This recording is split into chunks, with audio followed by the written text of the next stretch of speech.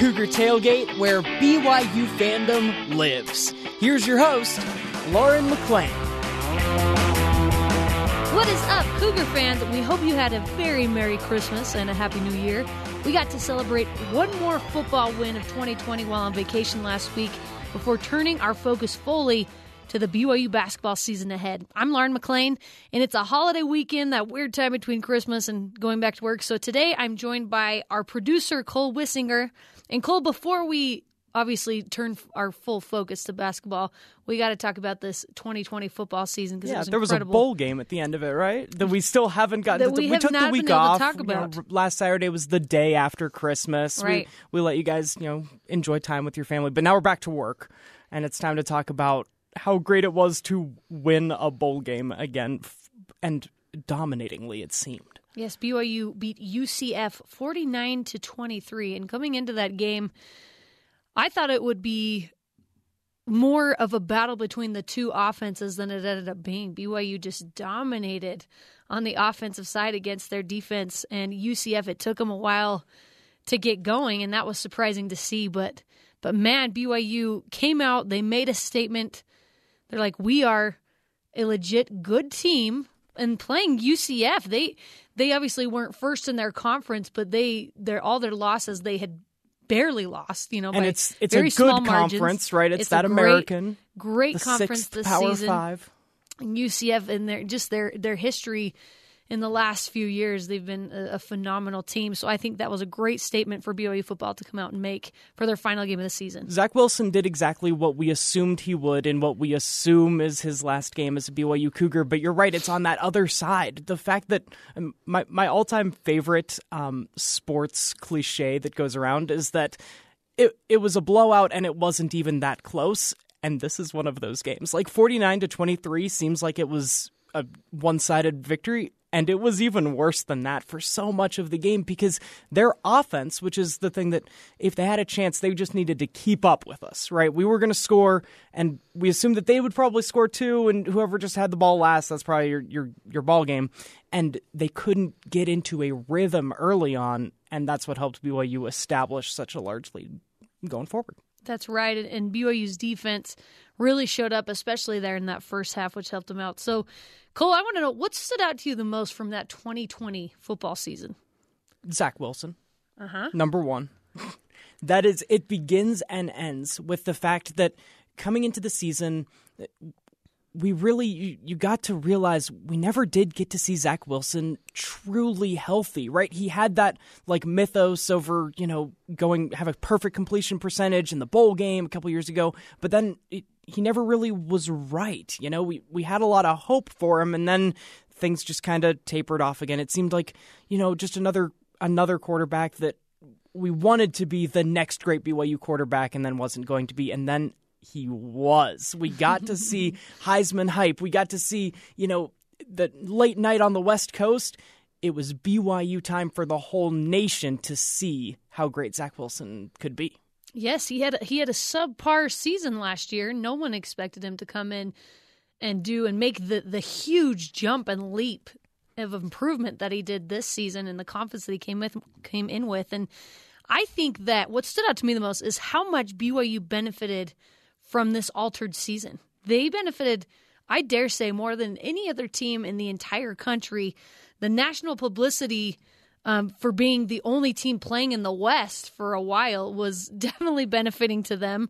They kept winning, of course, and there were very few close games, so they were winning in just by these large margins for the exception of a game or two. They kept winning, and sometimes more importantly, they kept playing, right? When you're the only team on the West Coast, they got to be that because they kept following the rules and having an opportunity to play. It very could have easily gone the other way. When you have that attention and spotlight on you, BYU slips up a couple times, has a couple idiot players that go out and end up testing positive. All of a sudden, the entire team gets shut down, and it becomes even worse because we were the only one that was on the West Coast, and now no one gets to watch football after 9 o'clock at night. But they kept doing the right thing. They kept getting the opportunity to get on the field. The players did the right thing. Tom Homo did the right thing. And then it all came together with amazing wins and an amazing season. Yes, and that was part of the publicity they were getting, is giving BYU props for coming up with a schedule on that short of notice. And I think the national media was just blown away by that, how they could somehow get that many games since their entire schedule was blown up at the beginning. And over under 10 times did we see that graphic that ESPN throws up where it's BYU's old schedule, and then we cross this off, and cross this off, and cross this off. You hear that every single game. You kind of hear the same things every single BYU game from those national media members, because not everybody's watching every single game, but for us big BYU fans, it's like, all right, we've heard that before. Yeah. But it's all right, I get it. And BYU's offense was exciting. It was an exciting offense that made it so much fun to watch. And then Brady Christensen he's the offensive lineman who was actually declaring for the draft, talked on BYU Sports Nation about how the team grew so close together because that's all they had to rely on. They had to rely on each other, and in practice, and for a while, they didn't even know if they were going to have games before the season started, so they were only playing each other. He said there was tons of fighting and everything going on, but eventually it brought them closer together, and they faced all the uncertainty and all the success together. So he said it was the closest team he'd played on in his 4 years, and they just had so much fun together, and you could see that. It was transparent, and they showed it on the field as well. And speaking of Brady Christensen, let's talk about a couple of the guys that are declaring for the draft as a direct result of this season. Zach Wilson, obviously, we know that he's searching for an agent, and that's most likely his path from here on out. And it seems like the right move, right? Oh, yeah. You strike while the iron's hot, and for this guy, it is as hot as it seems like it could possibly be. When you're being talked about as the number 2 pick overall in the draft, you got to go. You got to do it. You're not going to squelch that opportunity. So Zach Wilson, Brady Christensen, All-American, first team All-American since, oh my goodness, Luke Staley. Luke Staley. Heck yeah. And I mean, it's Pro an Football offensive Focus puts out their grades, right? They do their specific All-American votes, and consistently throughout the entire year, they're the ones that actually. So when I see offensive linemen, I can notice when you let a guy by, but I don't know the nuances of two really big guys pushing each other back and forth. Right. So Pro Football Focus are the ones that actually look at what each individual offensive lineman is. Sometimes when a sack happens, it wasn't his assignment or whatever. Right. And consistently the entire year, they were grading him as the best lineman in the country. Incredible. And he's such a good dude on top of it. He's such a good guy. So it's so fun. I hope he goes out and makes a lot of money. And Dax Milne declared for the draft. That one was a hair surprising for me. I'm not going to lie. He had an incredible season. Started off as a walk-on. That's your underdog story. Oh, that's if he gets drafted, which I'm not sure if he will. I think he'll get picked up as a free agent. Absolutely. If he gets drafted, what an incredible story. And he's an incredible story anyway. So I'm happy for him. Kairos Tonga has officially declared for the draft as well. No surprise there. He will get drafted. Mm-hmm. He's for sure going to get drafted. And then Matt Bushman hasn't officially said anything yet, but I think he's going as well. But imagine this BYU offense, and you add in Bushman's, what he does as a tight end, being able to stretch the field. He was their leading receiver for a couple years. He would have shined even more. I think his draft stock would have shot through the roof with everyone else on this team if he had had a chance to play with them. I agree, which is a shame. The talent was already there. Scouts were already looking before the season. Even last year, Bushman might get drafted late rounds. Now coming into this season, he comes back. We'll still, as the producer of the show, I'll be reaching out to a couple scouts to be able to talk on the show when we get closer to draft time, what to expect from these BYU players on draft day and then going on to the next level. I'm really excited for that. I can't wait for that time because I can't remember the last time BYU had this many prospects of actually possibly going to be drafted.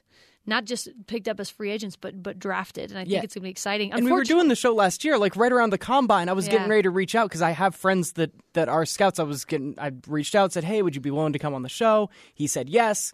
And then we looked at who was invited to the Combine, and there was not a single BYU guy. And so we just kind of scratched the idea. And boy, this year, it's paying off for us. It's going to be a fun time. That will be a fun show.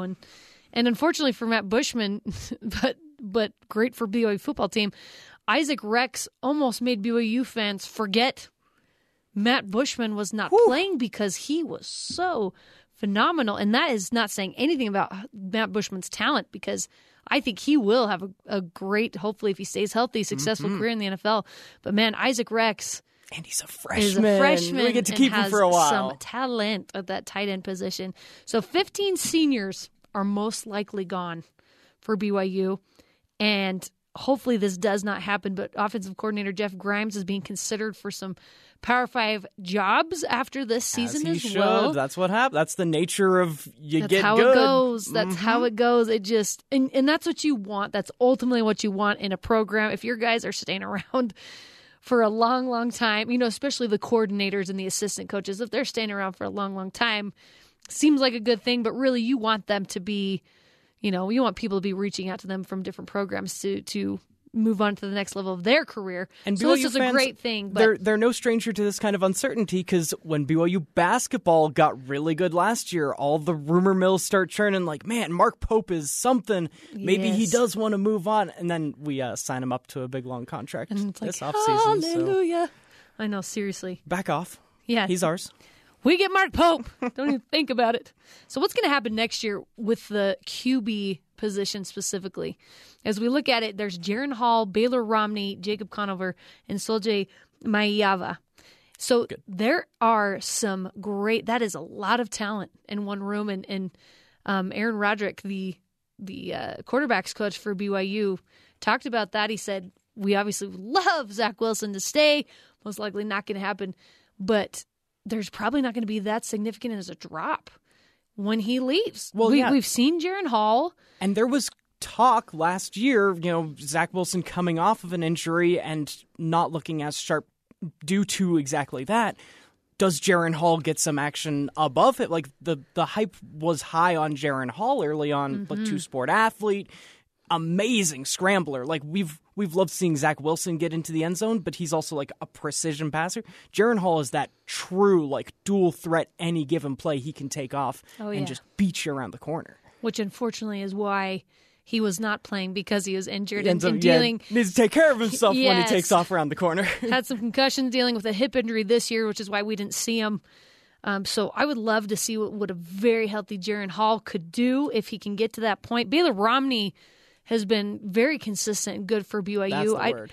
I don't know if I would put him above Jaron talent-wise, but he's stayed healthy. He's kept himself healthy. He's ready to go when he's called upon. So I really like Baylor Romney, but I think it's going to be Jacob Conover if I had to place my bet today. Just because, coming out of high school, he was 4-star recruit, quarterback for BYU, and he's been running the scout team, and people have been raving about what he's been doing.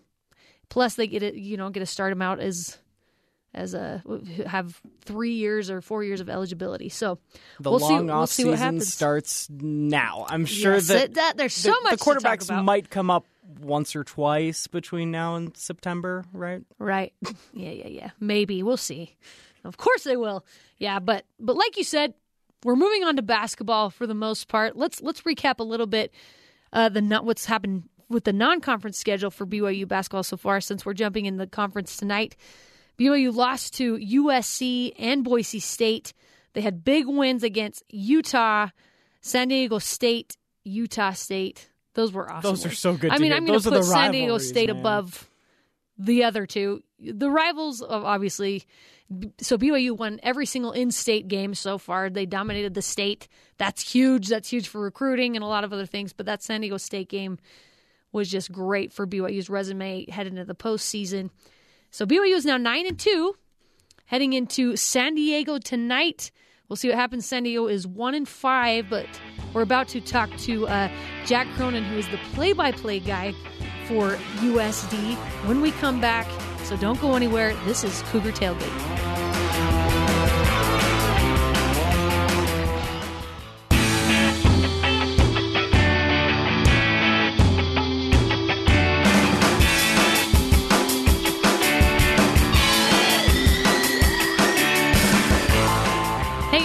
Lauren McLean. Each week we love getting to know the different opponents that BYU faces on a weekly basis. And before we heard about the USD BYU basketball game getting postponed due to COVID-related issues, something we've become very familiar with, we recorded an interview with Jack Cronin, the play-by-play guy for the Toreros. It was a great interview, and we're still going to listen to it, and here it is now.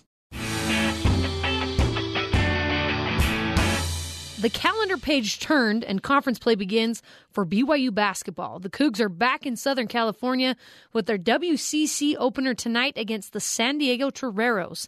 To get to know the University of San Diego a little better, we've got their play-by-play man, Jack Cronin. Welcome into the Cougar Tailgate, Jack. Thank you very much for having me. Thanks for the time. So San Diego has had a difficult schedule so far. Open conference play on New Year's Eve against San Francisco. Possibly not the start that they anticipated or wanted, but what have you seen from the Toreros so far from your point of view? Well, honestly, we haven't seen much because of all of the stops and starts this year with many of the programs in the WCC, Gonzaga, LMU, Pacific, and of course San Diego. The Toreros have only played 5 total games to this point. You mentioned the conference opener. That was it. That was their 5th game of the year. On December 31st, New Year's Eve, they only played 4 non-conference games and then the 1 conference game in which they led against USF. They had a 10-point lead but couldn't finish the deal. So to be honest, we have not seen much from USD on the court. We expect a lot because they have a great bunch of newcomers who all have high major, great D1 college basketball experience, a lot of starts, a lot of games under their belts, etc. But they haven't played much together. They didn't get much in the offseason because of the pandemic. They had to pause for their own reasons right before the season, then other teams' reasons during the middle of the season. So like I said, they've only played 5 games. They're just trying to get rotations and experience and trying to gel together as they come into the BYU contest tonight, which is only their 2nd conference game and only the 6th game overall. Yeah, everyone's just kind of trying to figure things out. In fact, BYU was headed to Pepperdine the other day, and mid-flight they had to turn around and come back because Pepperdine had a positive COVID test. How have you seen COVID specifically affect this year's team? Well, like I said, it's been very tough. You normally, I mean, there was all kinds of hype for this team this year for San Diego because after only 9 wins last year, but coming off back-to-back 20-win seasons the previous 2 years and a trip to the NIT in 2019, they kind of reloaded a bit this year. And like I said, players transferring from Boston College and Texas A&M and TCU, right? Like these are big programs, and they have all these players coming in, whether they be grad transfers or guys who have starting experience at places like New Mexico or whatever it is. Those guys are all coming together. You're like, okay, this is actually something that you can build to. But as the pandemic wore on, they just didn't get living in California. The rules weren't updated until late by the governor's office. They weren't able to practice too much together. Then they had their own COVID reasons for starting the season so late. And then when they tried to find games with other teams were on pause. So it was very, very tough for them to get kind of anything momentum-wise, unity-wise kind of going here just based on the schedule and the way the pandemic is playing out. And along those same lines, the environment in the Jenny Craig Pavilion is always full of energy. Have any fans been able to see the team this year?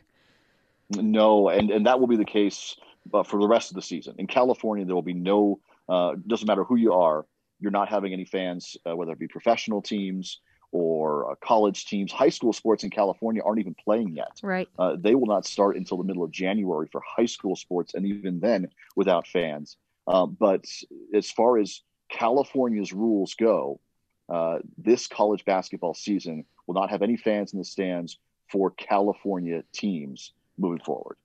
Man, such a unique feel, but something we're all getting used to, unfortunately.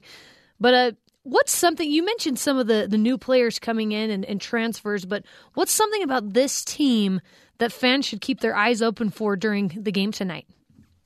Well, like I say, I mean, this, unlike last year for USD, last year there was a bunch of freshmen, a bunch of guys who were playing or starting for the first time. They only won 9 games. There wasn't really that experience of being able to make a big run in a game or hold on to a lead or something like that. That's much different this year.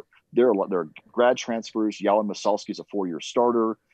He and Joey Calcaterra and Finn Sullivan, who are 3 of the starters this year for USD, all played, in the case of Masalski, started on the NIT team 2 years ago. So this is just a different team that can close or play just a little bit more calm. You won't see the turnovers that you saw last year, those kinds of things, because it's just a different team made up of much more experience. All right. Well, WCC often has a lot of parity. A lot of the teams are pretty equal, so I'm excited to hear that it could be a great game tonight. And San Diego is unique, along with BYU and the WCC, for playing football, and COVID has made its mark there too. But what's the latest for the Toreros on the gridiron? Well, get this. They're going to play half of their season, so 6 games instead of 12. They're going to play half their season starting in February. So the FCS schools, the football championship subdivision, what used to be called 1AA, they delayed everything. Most of the schools delayed everything to the spring. So they're going to play a 6-game regular season conference-only schedule starting in February. That's going to end in April. They still, if they win the conference, as they have for many, many years in a row now, they would go to the playoffs as the automatic bid. That's still going to happen, but it's going to happen in April and May as opposed to November and December like it usually does. Wow. So how does that affect you as being the play-by-play guy for basketball and football? How are you going to pull that off? Well, okay, so I would like to think, as I'm always very positive, and I work for the university, so I always like to think that we're going to the NCAA tournament or the NIT or whatever other postseasons out there. But what we'll try and do is first get through the WCC tournament, which is that first weekend in March. And then we'll start football play later on after that, a couple of weeks, as they get deeper into March. So it's going to be, I think for us, the schedule will line up. But you know what? I'm always positive. And if they make a run to the postseason, the Toreros, then we'll adjust as we go along there. It's always an adventure, isn't it? That's right. That's right. The strangeness of 2020 is leaking into 2021. So you've been calling both sports for a while now. Who are some of your favorite personalities, players, or coaches that you've met through the years? Well, I mean, the football coach, Dale Lindsey, is a huge personality. He's one of the best quotes you will have in terms of kind of that old school linebacker, old school NFL position coordinator coach, a guy who played in Kentucky and then coached in the NFL and was the defensive coordinator here. He's in his 70s and coaching, one of the oldest in football at any level. He's just one of those old school guys who will give you great quotes and is a great person to talk to. That's on our football side here. And on the basketball side, we've been blessed with really great people to be around, like Sam Scholl and Bill Greer and all those guys who are just good folks, good humans who give you the time, explain things to you. Here's why we're doing this. Here's what we're doing. But we've had great players who now are still on and playing in Europe or otherwise. Isaiah Pinheiro on the basketball side from 2 years ago signed with the Sacramento Kings out of college, which was a great accolade for the 2019 team. Johnny D, the team's all-time leading scorer, is still playing in Europe. One of the best, a San Diego native who made it big as the all-time leading scorer here on the football side. Josh Johnson's still playing in the NFL as a quarterback for, I think it's now 13 years. His running back is JT Rogan, who was our color commentator on our broadcast for many, many years. You've got players now, Jamal Agnew, Ross Dwelly for the Lions and the 49ers right now. So even as an FCS football program and even as a team that has had up and down seasons in basketball, they've still been able to produce great talent and, more importantly, great players, great humans. Well, who doesn't want to live in San Diego? I mean, that's gonna sell itself right there. You mentioned Isaiah Pinheiro. He's one that I was able to interview a couple of years ago, and he has a great personality, so I'm glad to hear that he's still doing well. So since you've been there at San Diego, who has developed into San Diego's biggest rival? It's a good question. There is within the city of San Diego now, there are actually 3 Division I teams because UCSD, University of California, San Diego is in the Big West. They aren't eligible this year, but they're making the transition. Then, of course, there's San Diego State. And I always found those games to be great, but the 2 teams aren't playing this year. And so that was before the pandemic. The contract was up between San Diego State and USD. I've always enjoyed those games. It just the ability to play at either side. We played at a baseball stadium at the Padres stadium a couple of years ago in a game that USD won. So that San Diego State game is always a great one. Our travel partner is BYU, and I think it's always great because it seems like, at the Marriott Center, the Cougars are almost unbeatable. A great crowd, just an amazing atmosphere. I think it's the best in the WCC. But San Diego really gives them a tough task at home. Mm-hmm. And so I think that's a great fun back and forth. And I think, whether it's women's volleyball or men's basketball or whatever, there's always great BYU San Diego games. So I really enjoyed those. So I don't know that San Diego has a true rival. This isn't, your Cal, Stanford, USC, UCLA type situation. But, I would look at teams like BYU and San Diego State as some of the great, great atmospheres and games that the Toreros get to play in many, many years in a row. What is the team's perception of BYU this season? So obviously everyone's season got cut off last year a little bit early, specifically BYU's. What is the team's perception of the Cougars coming into tonight's game? Well, first of all, I think the WCC is a multi-bid league. I don't think there's any question about that. Projections right now have 2 teams in Gonzaga and BYU. There could be more down the line. That's how good the league is and usually is. I think a lot of people thought, BYU, they lost so many players from a great, great team, a team that was top 10 in the nation last year. Maybe they won't be as good. No, that's not true. I mean, BYU is going to be a great program. They've reloaded. So nobody is underestimating BYU in any sort of way.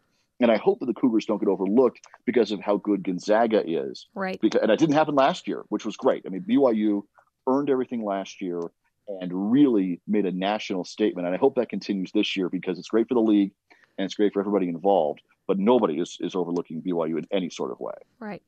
Jack, normally we take this time to ask about some tourist spots our fans can visit while they're there in town, but that's not really going to happen this year. So while we're basking in the cold and smog and snow flurries here in Utah, what's the weather like in San Diego right now? We're very lucky. We're going to get a little bit of rain, which California desperately needs at the end of next week. But it's been a little cold by San Diego standards, which means upper 60s instead of low 70s. We are very blessed. The lockdowns and the pandemic, those living in San Diego have been very, very lucky because the beaches have been open, the parks have been open, and you get to enjoy the natural parts of it that make San Diego what it is. So unfortunately, we can't have the great BYU crowds that travel so well down the 15 to the Jenny Craig Pavilion usually, but know that the folks here in San Diego are not taking what we have for granted moving forward. Well, just know we're all a little jealous here. Basking in the sun and on the beach, even if it's a little chilly, sounds like a dream right now. So so enjoy it, Jack, while you can. Jack Cronin is the play-by-play voice of the University of San Diego basketball and football teams. Thanks so much for coming on the show today. We really appreciate it. Thank you for having me. Thanks for the time. We'll talk to you guys soon. And that does it for our first show of 2021. You can join the Cougar Tailgate virtually, of course, every Saturday at noon Mountain Time, or download, rate, and review our podcast on Apple, TuneIn, Stitcher, Spotify, or on BYURadio.org. WCC play is upon us. This is Cougar Tailgate.